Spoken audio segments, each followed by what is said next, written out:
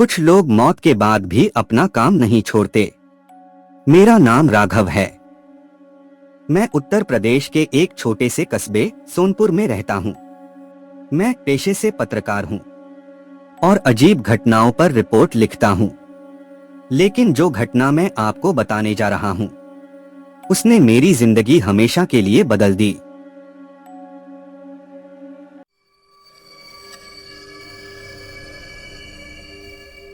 ये कहानी शुरू हुई एक बरसाती रात से।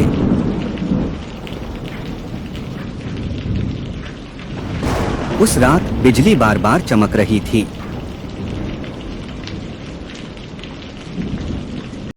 मैं अपने घर में अकेला बैठा था कि तभी दरवाजे पर दस्तक हुई।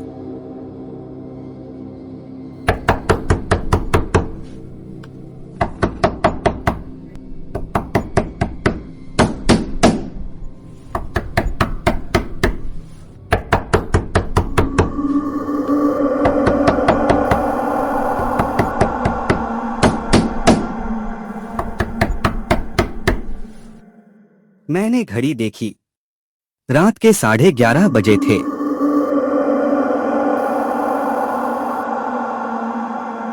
मैंने दरवाजा खोला तो सामने एक दुबला पतला आदमी खड़ा था। काला कोट, हाथ में चमड़े का बैग।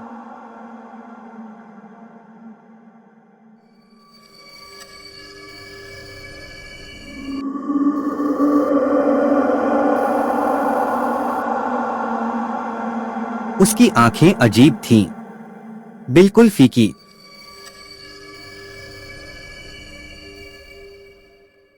नमस्कार, उसने मुस्कुराते हुए कहा। मैं जीवन सुरक्षा बीमा कंपनी से आया हूं।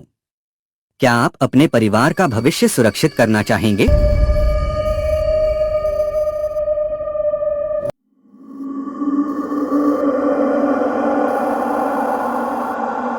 मैं चौंका। इतनी रात को? वो हल्का सा हंसा।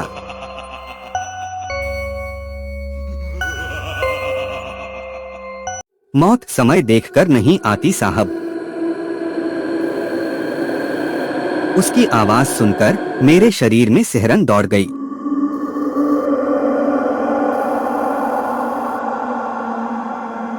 मैंने कहा, मुझे कोई बीमा नहीं करवाना। लेकिन उसने जबरदस्ती एक फॉर्म मेरी ओर बढ़ा दिया। सिर्फ साइन कर दीजिए, बाकी सब मैं भर दूंगा। मुझे गुस्सा आ गया। भाई साहब, मैंने कहा ना, नहीं चाहिए। उसने कुछ सेकंड तक मुझे घूरा, फिर धीरे से बोला,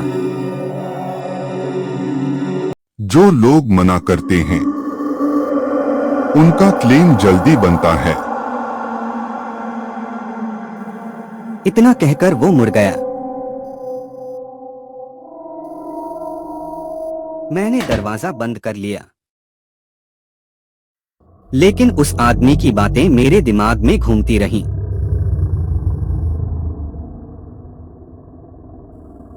अगली सुबह मुझे खबर मिली कि मेरे पड़ोसी शर्मा जी की रात में हार्ट अटैक से मौत हो गई।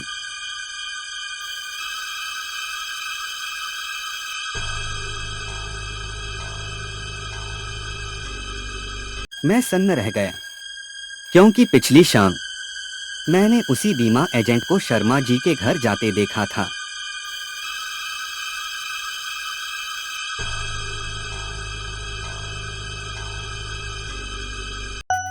अगले कुछ दिनों में कस्बे में लगातार मौतें होने लगी। जिस जिस घर में वो एजेंट जाता, 2-3 दिन बाद वहां किसी की मौत हो जाती। लोग डरने लगे।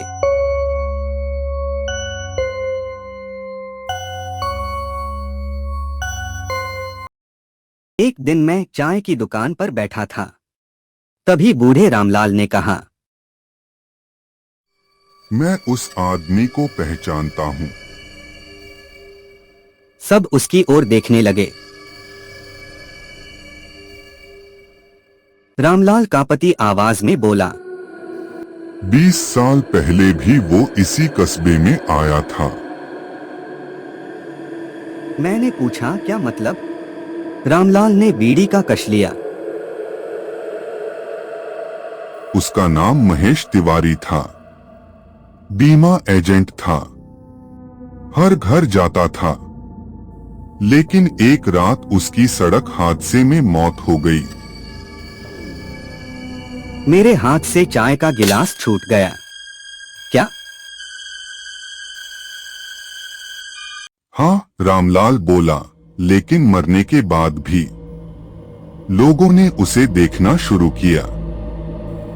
जिसके घर वो जाता, वहां मौत हो जाती।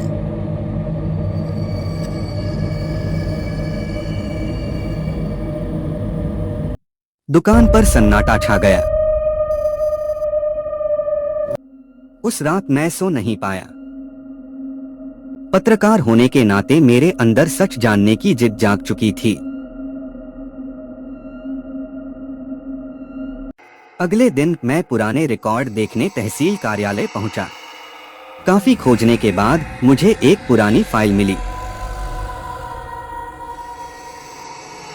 उसमें महेश तिवारी की तस्वीर थी। मेरा गला सूख गया। वो वही आदमी था। काला कोट, वही फीकी आंखें।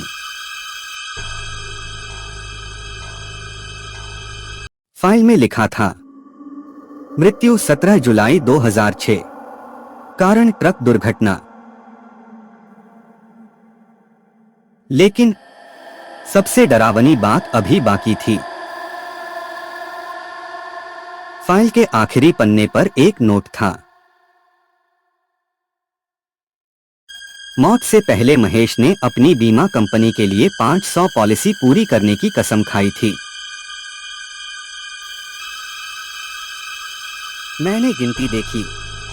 उसने मरने से पहले सिर्फ 497 पॉलिसी की थी। यानी उसे अभी भी 3 लोगों के साइन चाहिए थे।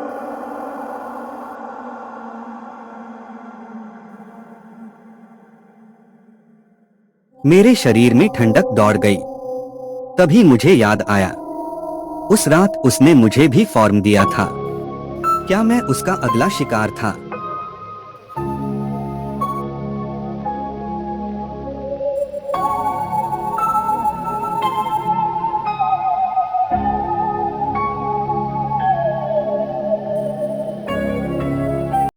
उस शाम अचानक पूरे कस्बे की बिजली चली गई। बारिश शुरू हो चुकी थी।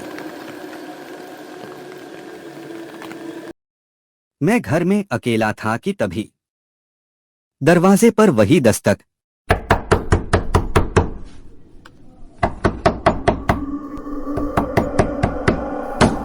मेरी सांसें रुक गईं।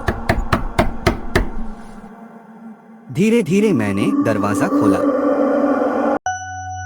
सामने वही बीमा एजेंट खड़ा था। उसके कपड़े भीगे हुए थे। आंखों के नीचे काले गड्ढे थे। इस बार उसके चेहरे पर मुस्कान नहीं थी।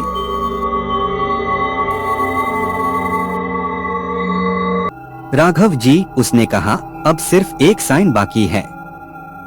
मैंने डरते हुए पूछा, तुम चाहते क्या हो? वो धीरे से घर के अंदर आ गया। मैं अपना टारगेट पूरा करना चाहता हूँ। उसने बैग खोला। अंदर सैकड़ों फॉर्म थे, जिन पर खून जैसे लाल धब्बे लगे थे। मैं पीछे हटने लगा। तुम मर चुके हो। वो अचानक चीख पड़ा।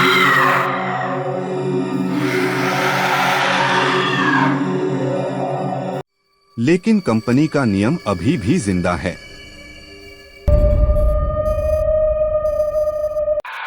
उसकी आवाज सुनकर पूरा घर कांप उठा।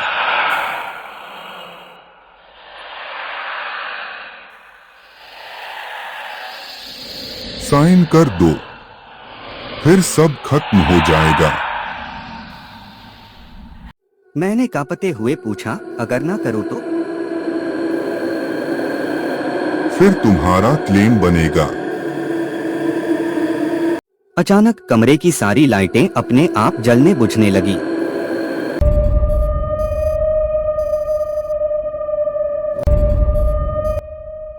दीवारों पर अजीब परछाइयां बनने लगी।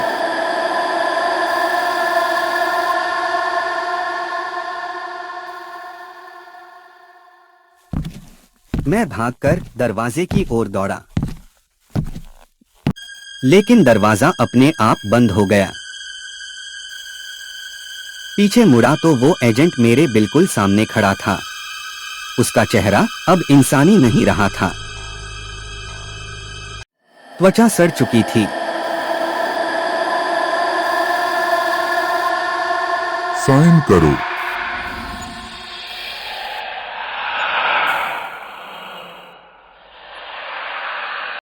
मैंने पूरी ताकत से उसे धक्का दिया। सारे फॉर्म हवा में उड़ने लगे।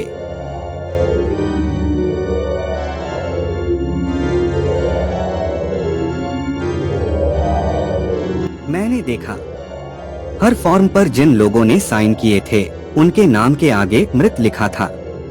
अचानक मेरे दिमाग में एक बात आई। मैंने जल्दी से मेज पर रखा लाइटर उठाया और उन फॉर्म्स को आग लगा दी। एजेंट दर्द से चीख उठा। पूरा कमरा आग की रोशनी से भर गया। उसका शरीर धीरे धीरे धुएं में बदलने लगा। वो चीखते हुए बोला, टारगेट अभी पूरा नहीं हुआ। और अगले ही पल वो गायब हो गया। कमरे में सिर्फ जले हुए कागजों की राख बची थी।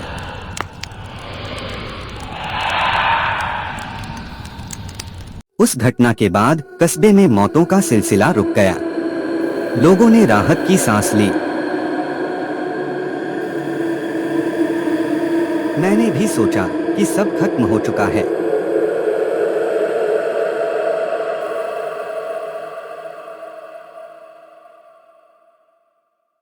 लेकिन 2 महीने बाद मुझे डाक से एक लिफाफा मिला।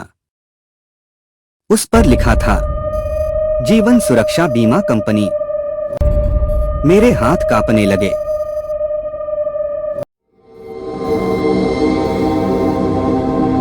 मैंने लिफाफा खोला। अंदर एक नया बीमा फॉर्म था। नीचे लाल स्याही से लिखा था, हमारे नए एजेंट जल्द ही आपसे मिलेंगे।